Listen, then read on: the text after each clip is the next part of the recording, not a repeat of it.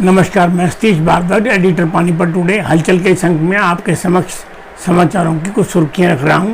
Tax payer को प्रधानमंत्री मोदी द्वारा शानदार तोहफा। प्रदेश की गठबंधन सरकार के कार्यकाल में शराब, चावल और रजिस्ट्री घोटाले की कांग्रेसियों द्वारा जांच की मांग। वीवर्स कॉलोनी और आदर्श नगर में वर्षा का पानी घरों में घुसा। अवैध मोबाइल टावर लगाने में हुड्डा अधिकारियों की भूमिका की जांच जरूरी। रजिस्ट्री कराने वालों को अब ई अपॉइंटमेंट के बाद ही रजिस्ट्री हो पाएगी। अब समाचार विस्तार से। प्रधानमंत्री नरेंद्र मोदी का टैक्स पेयर को, व्यापारियों और उद्यमियों को यादगार तोहफा। आयकर विभाग अब दबाव डालकर आय सरेंडर कराने का धंधा नहीं कर सकेगा। नई घोषणाओं में अब अफसर सीधे किसी फर्म में सर्वे के नाम पर जांच नहीं कर सकते। उन्हें नए कानून में वाजिब कारण बताकर महानिदेशक की अनुमति लेनी जरूरी होगी। इसके लिए उस फर्म संबंधी केस बनाकर पहले महानिदेशक को भेजना होगा। इसके बाद अनुमति मिलने पर ही सर्वे कर सकते हैं। अब तक जिला स्तर पर संयुक्त कमिश्नर से अनुमति लेकर सर्वे की व्यवस्था थी। नए नियमों में अगर किसी फर्म की जांच होगी तो यह जरूरी नहीं कि वह जांच अधिकारी पानीपत का हो, यह भी हो सकता है वह चेन्नई या किसी अन्य प्रांत का हो। वह चेन्नई का भी हो सकता है और जांच के लिए उन्हें पानीपत की फर्म की जांच का काम मिल सकता है। नई घोषणाओं से पानीपत के 1 लाख से ज़्यादा टैक्स पेयर को लाभ मिलना तय है। अगला समाचार। प्रदेश में सत्तारूढ़ गठबंधन सरकार के कार्यकाल में रजिस्ट्री, चावल, शराब घोटाले में करोड़ों की लूट की निष्पक्ष जांच की मांग करते हुए राज्यपाल के नाम डीसी कार्यालय में कांग्रेसियों ने ज्ञापन देकर सरकार से जांच की मांग की है। लघु सचिवालय में पहुंचे कांग्रेसी नेताओं ने वीरेंद्र शाह, जगदेव मलिक, जितेंद्र कुंडू, शशि लूथरा, बिल्लू कादियान, ओमवीर पवार शामिल थे। कांग्रेसी नेताओं ने जांच की मांग करते हुए कोरोना महामारी से जूझ रहे प्रदेश में घोटालों पर पर्दा डालने की किसी भी प्रयास को कांग्रेसी सफल नहीं होने देंगे और उसके लिए पूरा संघर्ष करेंगे। अगला समाचार।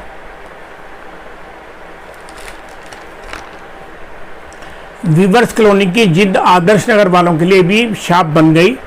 वीवर्स कॉलोनी दशकों से वर्षा काल में घरों में पानी जाने से रोकने की फरियाद करते रहे हैं, पर नगर निगम या विधायक की खामोशी से तंग होकर वीवर्स कॉलोनी के निवासियों ने अपने घरों में पानी ना जा सके और घरों से निकलने की कुछ सुविधा भी रहे।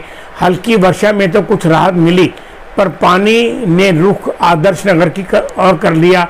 आदर्श नगर इस अनजान आफत के लिए तैयार नहीं थे। उनके घरों में पानी घुसने पर आदर्श नगर वालों ने नगर निगम से वीवर्स कॉलोनी में अवैध रूप से बने रैंप तोड़वाने की फरियाद की। जब निगम का अमला रैंप तोड़ने के लिए जेसीबी लेकर पहुंचा तो वीवर्स कॉलोनी के निवासियों ने इसका संगठित विरोध किया। थड़े तोड़ने पहुंचे अमले को वापस लौटना पड़ा। दोनों कॉलोनियों के निवासी नगर निगम मेयर व शहरी विधायक प्रमोद विज और डीसी के पास फरियाद लेकर पहुंचे। तब विधायक ने दोनों पक्षों को इस बात पर सहमत कर लिया कि फिलहाल टेम्पररी तौर पर नाला खोदकर वर्षा का पानी रेलवे की भूमि में डाल दिया जाएगा।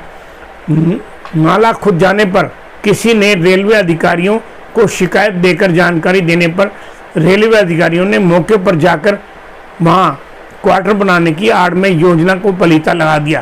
क्षेत्र के निवासी इस बात पर सहमत थे कि विधायक पाइपों के जरिए पानी को हाली झील में डलवाने का प्रयास करेंगे, पर ऐसा योजना पर कोई काम नहीं होने और रिकॉर्ड वर्षा ने दोनों कॉलोनियों के घरों में पानी जाने से घरेलू सामान का लाखों का नुकसान होने का समाचार है।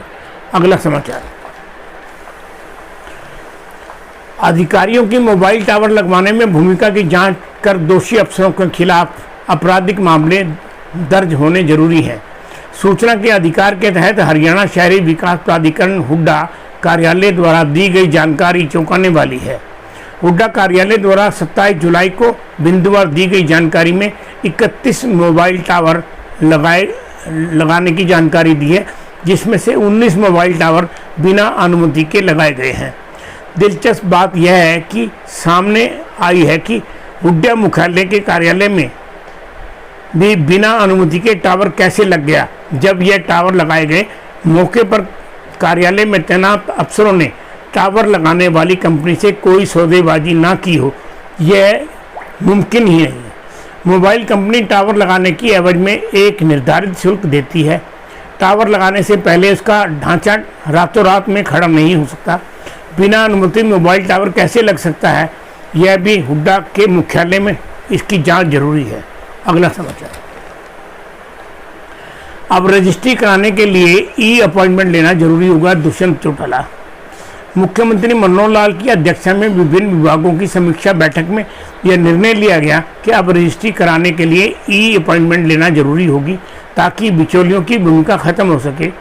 राज्यों में शहरी क्षेत्रों में कुल 32 लाख संपत्तियां हैं, जिनमें से 18 लाख संपत्तियों के डाटा को विभाग के पोर्टल पर अपलोड कर दिया गया है।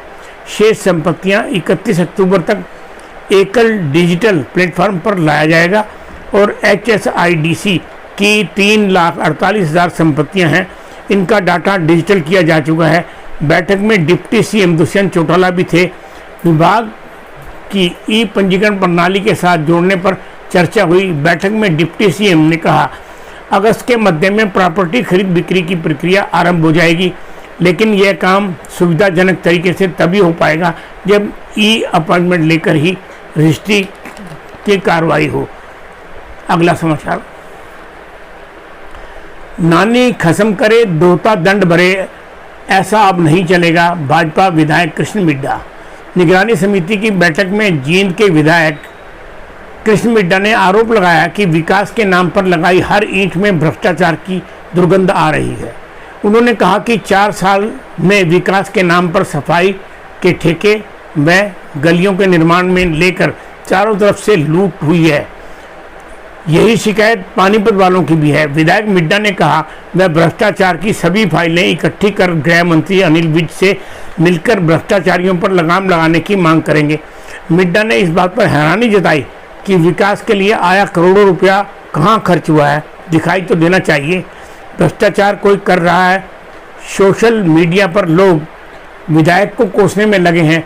नानी खसम करें दोहता दंड भरे, अब ऐसा नहीं चलेगा। जिन्होंने गलत काम किया है वो भुगतेंगे। बैठक में सांसद रमेश कौशिक और विधायक कृष्ण मिड्डा ने TC से सारे मामले की जांच कर सफाई और गलियों के निर्माण में धांधली को सामने लाने के लिए आदेश दिए हैं।